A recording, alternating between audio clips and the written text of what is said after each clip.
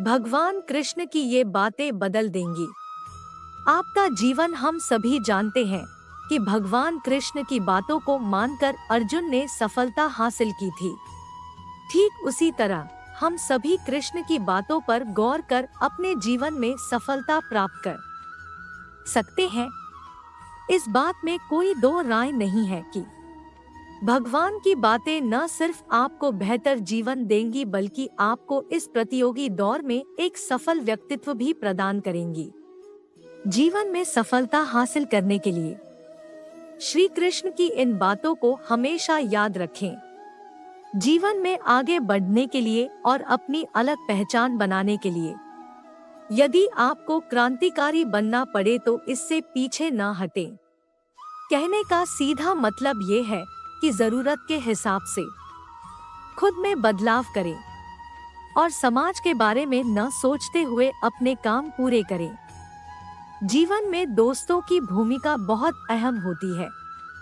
हम हमेशा यही सुनते हैं कि दोस्तों की पहचान हमेशा मुश्किल वक्त में ही होती है। जिस तरह भगवान कृष्ण ने पांडवों के मुश्किल वक्त में उनका साथ दिया था, वैसे ही आपको भी अपने दोस्तों का साथ देना चाहिए। इसके साथ ही आपको ऐसे ही दोस्त बनाने चाहिए जो आपके मुश्किल वक्त में आपके साथ खड़े रहें। जीवन में हार जीत लगी रहती है, लेकिन सफलता सिर्फ उसी व्यक्ति को मिलती है जो अपनी गलतियों और हार से सीख लेकर आगे बढ़े। हार कर निराश होना किसी भी समस्या का हल नहीं है। किसी भी परिस्थितियों से लड़ने के लिए उसके लिए एक बेहतर रणनीति बनाना बहुत जरूरी है। बिना रणनीति के आप हर मोर्चे पर कामयाब नहीं हो पाएंगे।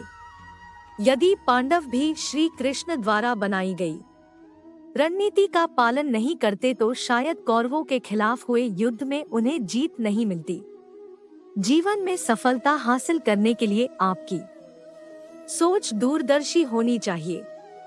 इसके साथ ही जीवन में आने वाली विकट परिस्थितियों का आकलन करना भी आपको आना चाहिए। व्यक्ति के जीवन में आए दिन मुश्किल परिस्थितियों का सामना करना पड़ता है। श्री कृष्ण पांडवों को डोट बताते हैं कि हमें खराब हालातों में हार मानने के बजाय उनका सामना करना चाहिए, क्योंकि ऐसा करने से ही हमारे मन में बैठा डर खत्म होगा। और जब एक बार डर निकल जाता है तो व्यक्ति किसी भी हालात को सफलतापूर्वक पार कर सकता है। जीवन में सफल बनने के लिए व्यर्थ की चिंता के साथ साथ भविष्य के बारे में भी नहीं सोचना चाहिए। हमें हमेशा अपने वर्तमान को बेहतर बनाना चाहिए। यदि आप अपने वर्तमान को संवार लेते हैं तो आपका भविष्य अपने आप ही बेहतर बन जाएगा। इसके अलावा जीवन में कभी भी अनुशासन नहीं होना चाहिए। आज के इस समय में लोग अपनी आय के हिसाब से खर्च करते हैं, लेकिन ऐसे में जरूरत पड़ने पर उनके पास पैसे नहीं होते। किसी भी तरह की मुश्किल आर्थिक परिस्थितियों से बचने के लिए हमेशा सोच समझकर खर्च करना चाहिए।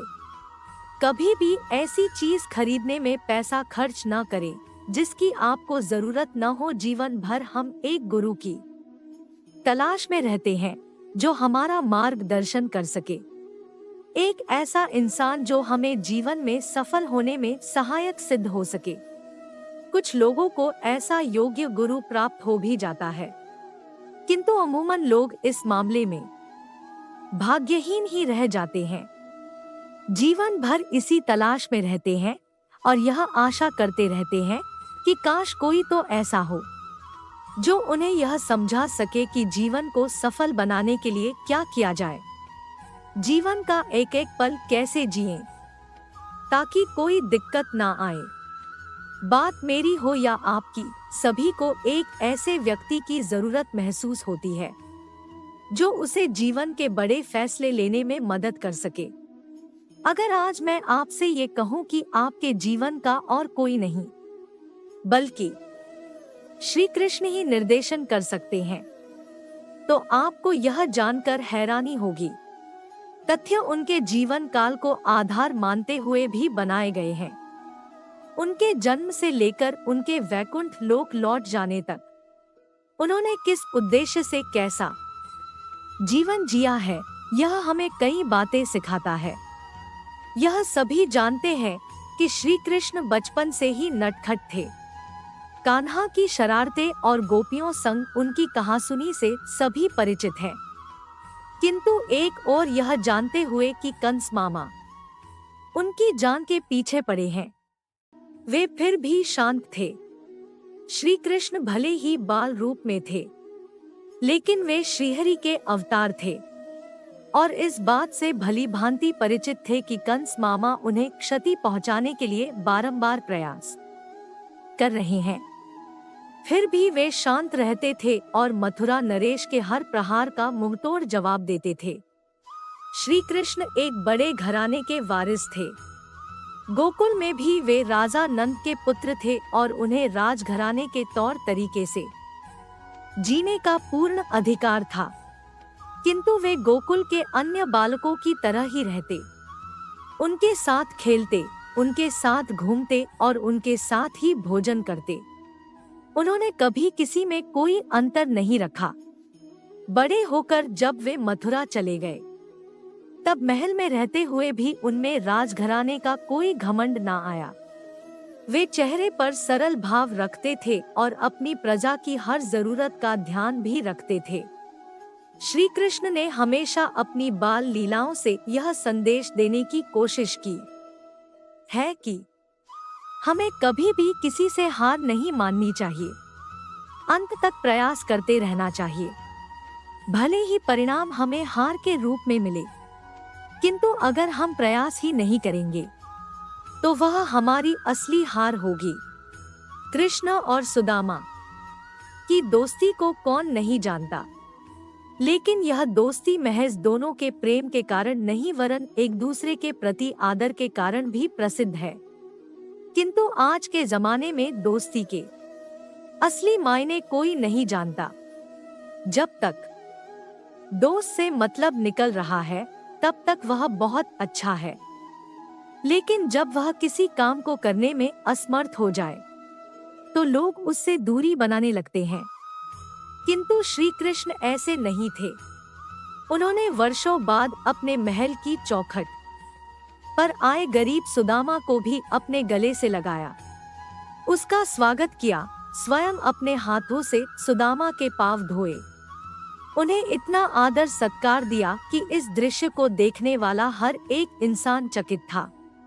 उस पल कोई यह समझ भी नहीं पा रहा था कि कृष्ण सुदामा उस पल अपनी गरीबी का हाल बयां करने के लिए ही कृष्ण के पास आए थे, किंतु कुछ कह ना सके।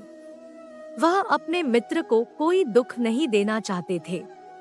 लेकिन जब वे महल से वापस अपने घर लौटे तो देखते हैं कि उनका घर सोने का बन गया है। यह थी श्री कृष्ण एवं सुदामा की मित्रता, जहां बिन बोले ही सब समझ लिया गया था। श्री कृष्ण आजीवन यह संदेश देते रहे कि दुनिया चाहे तुम्हारे बारे में कुछ भी कहे, लेकिन तुम स्वयं खुद को दोषी मत बनाओ। जिस दिन तुम अपनी नजरों में गिर गए, उस दिन दुनिया में तुम्हें कोई नहीं उठा सकता। श्री कृष्ण यकीनन एक राजा थे।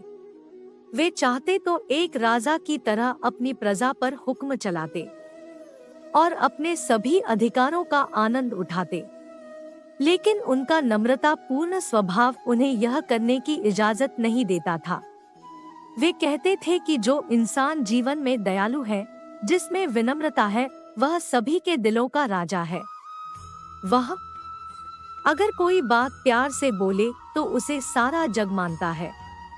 उसे अपना काम कराने के लिए किसी भी तरह के हक को प्रदर्शित करने की आवश्यकता नहीं है।